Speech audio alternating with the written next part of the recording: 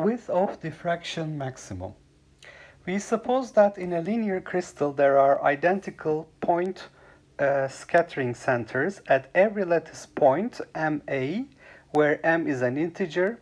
Then the total scattered radiation amplitude will be proportional to F, sum over exponential minus I MA dot delta K. The sum over capital M lattice points is 1 minus exponential minus I M A dot delta K divided by 1 minus exponential minus I A dot delta K. By the use of the series, this is the geometric series, sum over M, x to the M is 1 minus x to the power capital M divided by 1 minus x. A. The scattered intensity is proportional to amplitude or magnitude of F squared. Show that magnitude of F squared is given by this expression. And we know that a diffraction maximum appears when A dot delta K is 2 pi h. Well, that's the von Laue diffraction condition, where h is an integer. We change delta K slightly and define epsilon in A dot delta K equals 2 pi h plus epsilon. So delta K is not quite a reciprocal lattice vector. There's a small change such that epsilon gives the position of the first zero in sine 1/2 m A dot delta K. Show that epsilon is 2 pi over capital M, so that the width of the diffraction maximum is proportional to 1 over capital M and can be extremely narrow for macroscopic values of capital M. The same result holds true for a three-dimensional crystal. Okay, so first of all, I would like to remember that this F is sum over exponential minus I M A dot delta K. So where does that come from? Well, I can recall that the total scattering amplitude F is proportional to the geometrical structure factor S sub G. So where S sub G is the geometrical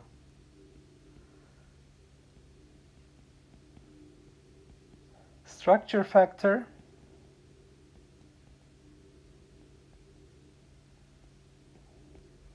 and this geometrical structure factor was given by sum over J 1 to S, the number of atoms in the basis, atomic form factor F sub J e to the minus I, reciprocal lattice vector G with the relative position vector of the jth atom in the basis. So Rj is the position vector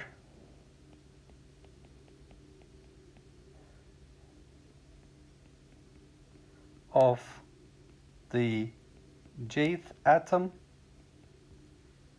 in the basis, which is consisting of S atoms. And if we have identical scatterers, all of these values F sub J would be equal to F for identical scatterers. Okay, and we would find that the total scattering amplitude is actually the number of primitive cells multiplied by S sub G, but instead of doing that for the one-dimensional crystal consisting of capital M atoms, capital M scatterers, the total scattering amplitude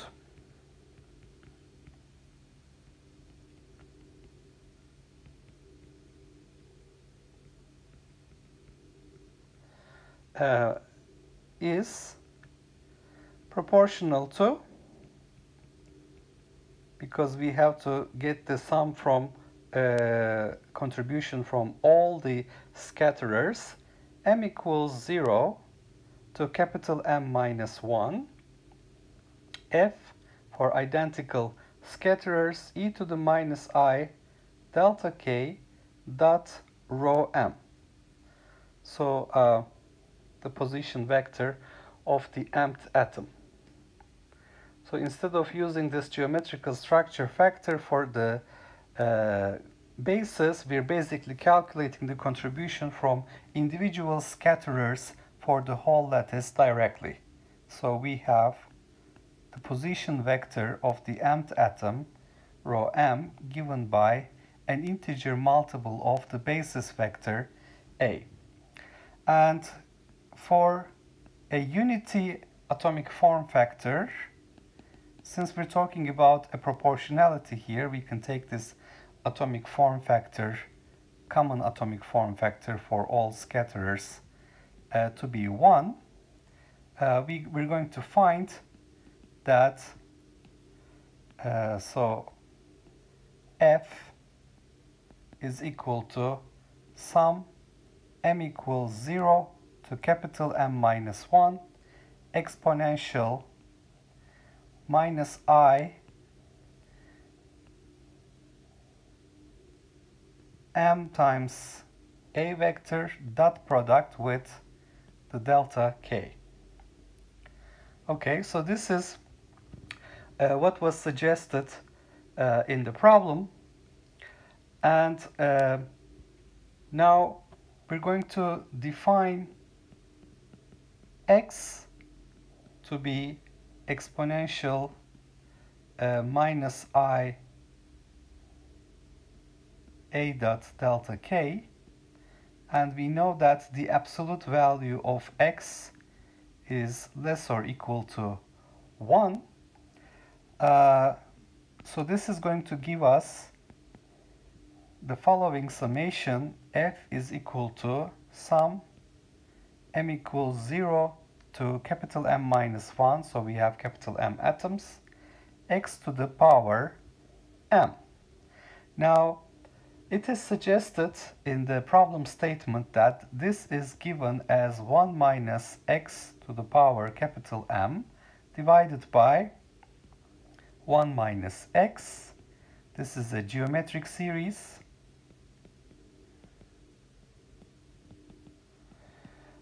So recall these two properties here. So let's open up a window here and let's work on this.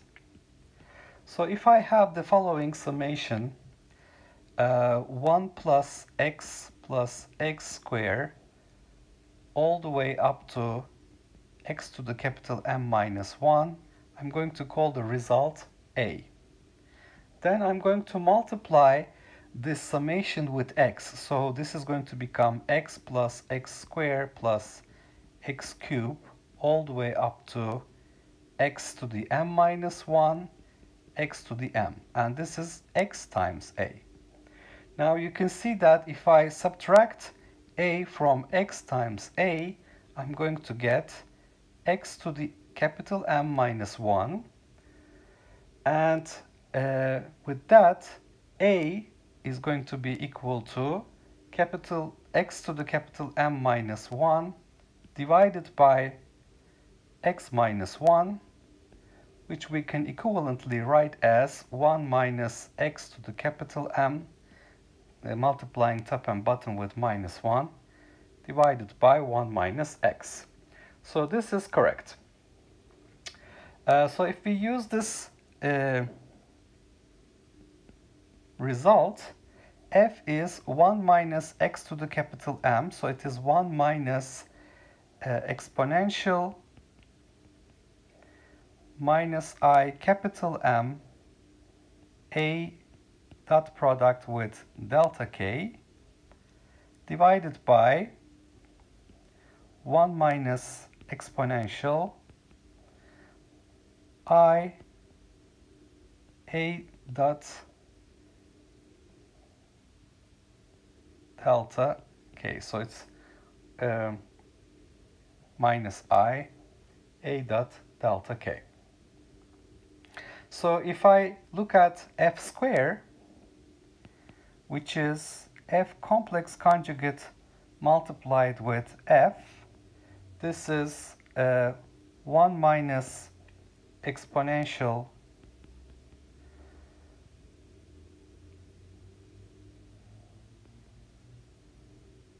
I am A dot delta K divided by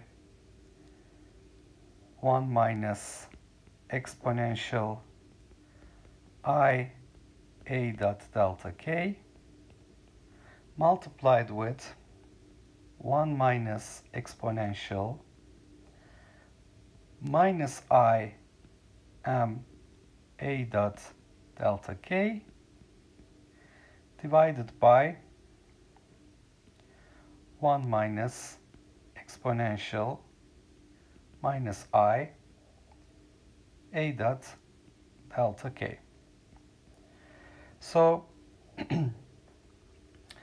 if I do this calculation, I obtain the product of e to the im and e to the minus im. That gives me a 1. So I obtain 1s twice. So this the numerator will be 2 minus exponential minus I m A dot delta K and minus exponential I m A dot delta K. And this will be divided by 2 minus exponential minus I A dot delta K minus exponential I A dot delta K. At this point, I want to recall Euler's identity. E to the I theta is cosine theta plus I sine theta. So with that, the magnitude of f squared will be equal to 2 minus, because I will get cosine minus, and cosine minus is equal to cosine plus. So cosine of minus theta is equal to cosine of plus theta. So I'm using this property. So I'm going to get 2 minus 2 cosine m A dot delta K on top. The signs will cancel. And for the bottom, I will have 2 minus 2 cosine A dot delta K. So if I get rid of the 2's, this will be 1 minus cosine m A dot delta K divided by 1 minus cosine A dot delta K. Okay. Now we should also recall the following trigonometric identity. Cosine 2 theta is equal to 1 minus 2 sine square theta. So this is what we will use here.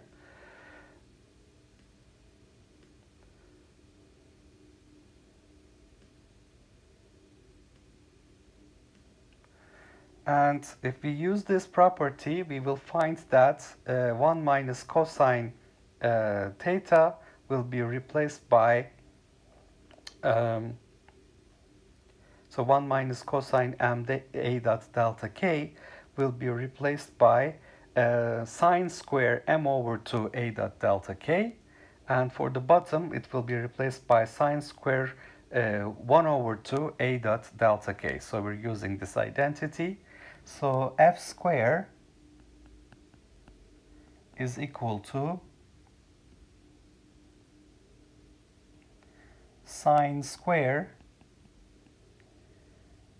capital M over 2 A dot delta K divided by sine square 1 over 2 A dot delta K. This is the result that is suggested by the problem statement. Now in part B of the problem, we're going to define a dot delta k to be 2 pi h plus epsilon. So this will define our epsilon, where epsilon is a small deviation. So if we substitute this for a dot delta k, sine square of capital M over 2, a dot delta k will be 2 pi h plus epsilon. And when this is equal to 0, we're going to have the first 0 here. So this means this will be 0 when sine capital M over 2 pi h plus epsilon is 0. And this is sine of m pi h, capital M pi h, plus m epsilon over 2. So this must be equal to 0. So this we can write as sine m pi h cosine m epsilon over 2 plus cosine m pi h sine m epsilon over 2. So sine A plus B is sine A cosine B plus cosine A sine B. And mh is going to be an integer. So what we will find here is that sine m pi h must be equal to 0. So this is going to be 0. And cosine m pi h, depending on if it's even or odd, is either plus or minus 1. So that's going to imply sine of m epsilon over 2 must be equal to 0. So the first 0 occurs when this is pi. So when m epsilon over 2 is equal to pi, because sine pi is 0, then we will find that epsilon will be equal to 2 pi divided by capital M. And this is the result suggested in the problem statement. Okay, so let's have a quick look at what we did. So we're talking about a linear crystal with identical point scattering centers at every lattice point. So for example, this is a monatomic linear crystal. We define the position vectors MA for the atoms. A is our primitive translation vector, let's say, and m is an integer. The total scattered radiation is proportional to exponential minus im a dot delta k. And the sum over m lattice points gives us the result that is due to geometric series, and the scattered intensity is proportional to magnitude of f squared, which is the ratio of two sine squares. And the diffraction maximum occurs when a dot delta k is 2 pi h. So this is basically the von Laue condition. H is an integer, and we change delta k is changed slightly, and we define epsilon as 2 pi h plus epsilon is equal to a times delta k. So epsilon will give us the position of the first 0 in sine 1/2 m a dot delta k. So the problem was to show that this epsilon is 2 pi over capital M. The width of the diffraction maximum is proportional to 1 over m. And this is, of course, if we have many atoms or many identical scatterers, this is going to be extremely narrow. And the same result is true for three-dimensional crystal. So first we started by recalling that the total scattering amplitude f is proportional to the geometrical structure factor Sg. So Sg is going to tell us the contribution from one primitive cell to the total scattered amplitude. total scattering amplitude, and it's calculated by sum over j equals 1 to s, atomic form factor f sub j e to the minus ig dot rj. Rj is the position vector of the jth atom in the basis, that is with respect to the atom at the origin.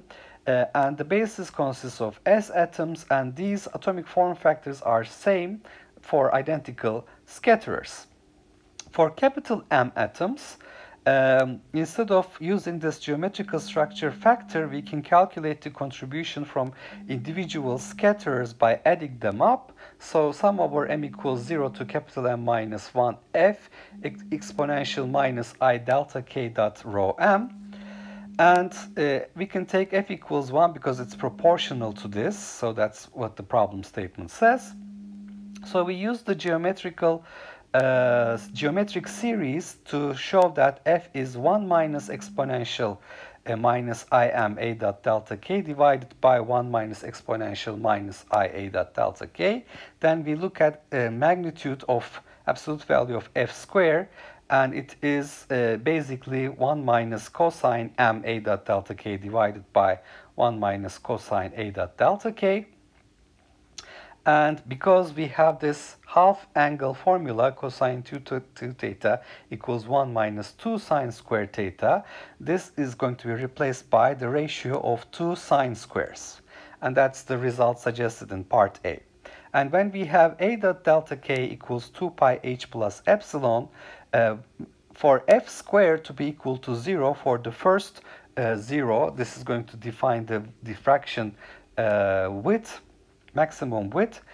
We find that this is going to be satisfied when we have sine m epsilon over 2 is 0, which is going to have the first 0 when we have sine pi. So epsilon will be equal to 2 pi divided by capital M.